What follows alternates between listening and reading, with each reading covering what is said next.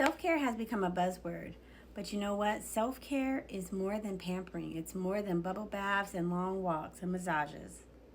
So self-care can be really crucial in creating boundaries and making space for rest in our daily lives. It can allow us to care for our body. But self care is not like this cure all to everything. Like, you're not self caring yourself out of trauma. You're not self caring yourself out of an unhealthy relationship. You're not self caring yourself just out of depression or anxiety. Now, self care has a place and a role in all of the wellness that we may be seeking and all of the ways that we may be trying to experience healing in our lives. But self care is not like a one and done. Like, you're not just taking bubble baths, writing in your journal, going on hot girl walks, and like all of your things are done.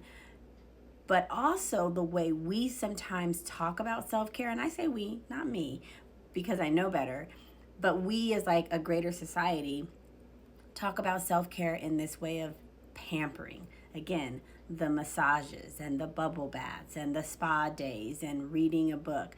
And those things have a place absolutely in the self-care genre.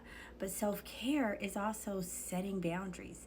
Self-care is advocating for your needs. Self-care is getting a good night's sleep, but also existing in spaces where you feel replenished and refreshed. Self-care is saying no. Self-care is engaging in things that bring you joy and allow you to have pleasurable emotions and positive experience. Self-care is tolerating your emotions and being able to regulate and validate your emotions. Self-care is being able to love yourself and see yourself as valuable and to love others. Self-care is being able to look at a situation and discern that it is misaligned with you and then to remove yourself from that situation. So self-care is much more than the pampered idea that sometimes gets slapped on this idea of self-care.